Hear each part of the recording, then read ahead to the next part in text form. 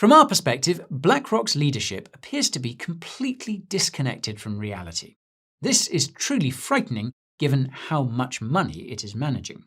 Seeing Germany as an example for other countries to follow for their energy policies is either extremely ignorant or extremely evil. Most would argue it's the latter.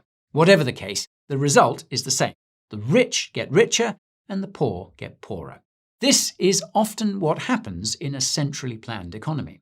And therein lies BlackRock's biggest error. The asset manager believes that the only way to provide solutions to problems and to create prosperity is centralized control to the point that it needs to partner with governments, roll out stuff like CBDCs, and restrict access to gold in the name of economic growth. Guy Turner, a renowned cryptocurrency analyst, recently revealed BlackRock CEO Larry Fink and the suspicious plans behind his annual letter written to investors in BlackRock. According to him, BlackRock CEO Larry Fink has made some concerning remarks regarding retirement and investing in the future. Turner reports that Larry Fink claims that as life expectancy rises, individuals won't be able to pay to retire, and that giving all your money to BlackRock is the answer. He has observed that BlackRock is placing large bets on India, likely due to the country's increasing population. Larry Fink is pushing for delayed retirements and compelling employees to make capital market investments. He also revealed that Larry Fink has a troubling idea. He wants to regulate how individuals use their retirement funds. Additionally, according to Guy Turner, Larry Fink advocates for infrastructure projects to be funded through public-private partnerships, giving BlackRock authority over how retirement funds are spent. Turner further noted that this is a dangerous path, and that, in a negative sense, Larry Fink's ideas are more akin to a revolution in retirement. Watch clips from the analysis for further insights into Turner's reveal. Please like this video, subscribe to the channel, and turn on post notifications for more content. Enjoy the video. Now, in the third part of his letter, Larry asks how people can afford to retire given how much longer they're living. By now, you'll know the answer is to give all your money to BlackRock. Case in point, Larry notes a joint venture BlackRock has with an Indian retirement firm that invests in digital infrastructure. In other words, you will own nothing and be happy, and your retirement savings and investments will be used by BlackRock to make it happen. Speaking of which, it appears that BlackRock is making big bets on India, presumably because its population will be one of the last to peak sometime in 2050. Take note. Funnily enough, Larry then suddenly pivots to talking about the US, presumably because the reader may start wondering just how involved BlackRock is getting in India. Ironically, Larry admits that the financial struggles of younger generations are because of policies introduced by boomers like himself. As you might have guessed, BlackRock once again has the solution to save the next generation. After underscoring the fact that America's social security system will run out of funding by 2034 and advocating for later retirements, Larry says that there are 3 ways to fix our future finances. The first is to effectively force workers to use a portion of their paychecks to invest in capital markets via asset managers like BlackRock. Fancy that. Larry reveals that a similar law will go into effect next year in the US, requiring all employers with 401k plans to automatically enroll new employees, a slippery slope. This relates to the second way that BlackRock plans to fix our future finances, and that's to control how we spend our retirement savings. Put simply, BlackRock wants you to not only give them money, but also wants the power to tell you how you can spend this money during your retirement. I'll note that this is a very real risk that's been raised by many macro analysts, notably Mike Green. Now, if that wasn't scary enough, Larry refers to this as a, quote, revolution in retirement. It goes without saying that this revolution is more like the Russian kind than the French kind. To add insult to injury, Larry believes that BlackRock's plan will create hope instead of fear. Are you feeling hopeful yet? But wait, there's more. Earlier in his letter, Larry implied that the third way to fix our financial future is to fix the demographic problem. That is, have more kids, or at least increase immigration. But no, all Larry actually said was what I just mentioned a few moments ago. Raise the retirement age, and hey, that'll do it. This might have something to do with the fact that Larry believes machines can replace humans.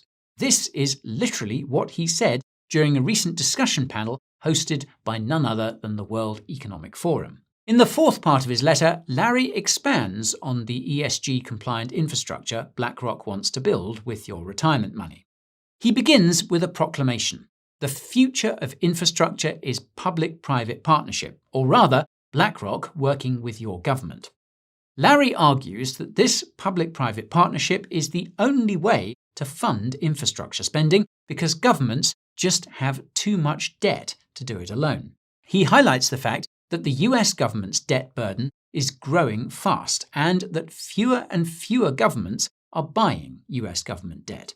I'll quickly note that a shortage of funding was exactly why the precursors to the SDGs, the Millennium Development Goals or MDGs, ultimately failed. Overall, Guy Turner is cautioning people about Larry Fink's ideas and the possible consequences of granting BlackRock and other financial managers excessive power. According to him, Larry mentions that BlackRock anticipates great things for franchises in the public and private sectors, suggesting that the market may be about to rebound. His earlier claim that investors were de-risking makes little sense in light of this. Turner explains that BlackRock intends to increase the use of ETFs, including spot Bitcoin ETFs, and concentrate on ESG infrastructure in the private market. They also intend to concentrate on fixed income, implying that long-term average interest rates will persist. Larry draws attention to BlackRock's purchase of GIP, an ESG infrastructure company, and the CEO's appointment to the board. He brags about the performance of BlackRock's shares, saying it's part of a worldwide success story that helps the common person. Turner asserts that since the top 10% of earners hold almost 93% of all equities, it appears that this success story exclusively helps the wealthy.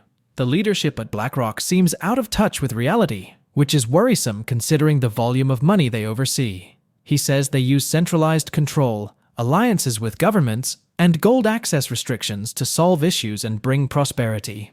This sounds less like fixing issues and more like keeping a financial Ponzi scheme afloat. BlackRock's suggestions entail handing over money to the global debtors, allowing them to decide how best to use it.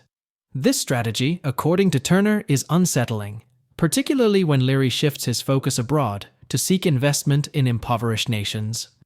Let's go back to the interview and watch more clips to gain insights into Guy Turner's analysis. Here is where things get really interesting. Seemingly out of the blue, Larry notes that, quote, as we look ahead, the re-risking of client portfolios will create tremendous prospects for both our public and private markets franchises. This is interesting because Larry noted in 2023 that investors were de-risking. Logically, this suggests that BlackRock believes that the markets will go up this year, since re-risking likely means moving from bonds into stocks.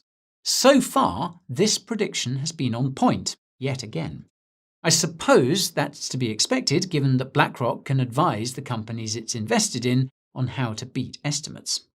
And this ties into what BlackRock plans to do with the companies it can influence via its voting shares. As expected, Larry is rather vague about this, hinting that BlackRock will keep doing what it's doing, pushing ESG. Larry reveals that BlackRock will continue to be focused on ESG infrastructure. On the ETF side, they will continue expanding ETF adoption and introducing new ETFs, noting the spot Bitcoin ETFs. This is significant as it foreshadows additional crypto ETFs, like those for Ethereum, for instance. Larry also notes that BlackRock will be increasingly focused on fixed income, aka government bonds, now that interest rates are, quote, near long-term averages. This is significant as it suggests that BlackRock believes that interest rates will stay where they are, a contrarian take for those expecting rate cuts. After bragging about the fact that BlackRock's stock has gone up by 90x over the last 25 years, the same returns that many meme coins see in a few weeks, Larry notes that BlackRock acquired GIP, the aforementioned ESG infrastructure firm, and that its CEO, Larry's buddy, will join BlackRock's board. Who needs crony capitalism when you've got nepotism disguised as ESG, eh? Anyway, jokes aside, Larry wraps things up by claiming that BlackRock is one small part of a global success story. A success story that Larry believes is lifting the average person, but in fact is only really benefiting the upper class. Regardless, Larry says it's all possible because of the capital markets and the people who invest in them. He doesn't say that over 93% of all stocks are owned by the top 10% of people. Oops. So, this brings me to the big question, and that's what all this means for you and for the markets. Make no mistake, these are two very different things. From our perspective, BlackRock's leadership appears to be completely disconnected from reality. This is truly frightening given how much money it is managing. Seeing Germany as an example for other countries to follow for their energy policies is either extremely ignorant or extremely evil. Most would argue it's the latter. Whatever the case, the result is the same. The rich get richer and the poor get poorer. This is often what happens in a centrally planned economy. And therein lies BlackRock's biggest error. The asset manager believes that the only way to provide solutions to problems and to create prosperity is centralized control to the point that it needs to partner with governments, roll out stuff like CBDCs, and restrict access to gold in the name of economic growth. This doesn't sound like something you would do to solve problems and create prosperity. It sounds like something you would do to prevent a financial Ponzi scheme from falling apart.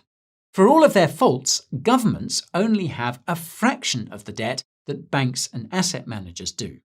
According to a recent report, the world is $315 trillion in debt, but the derivatives debts of banks and asset managers are estimated to be in the quadrillions.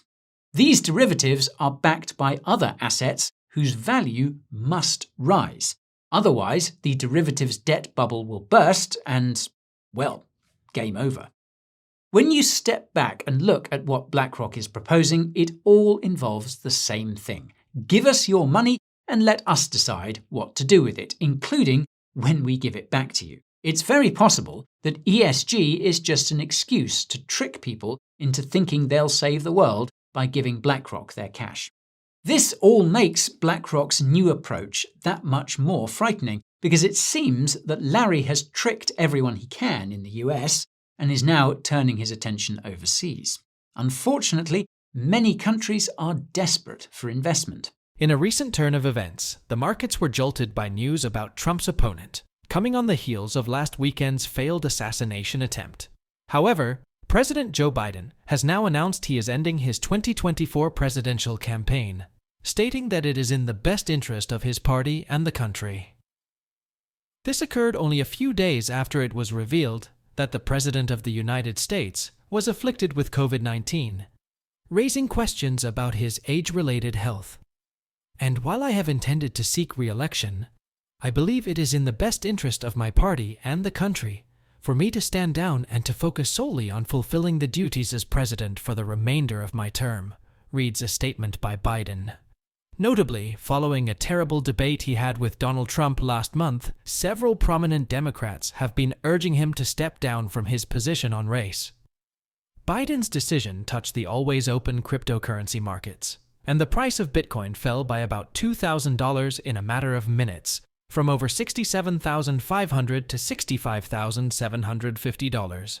But the asset made up most of its losses almost as soon, and it is currently hovering around $67,000.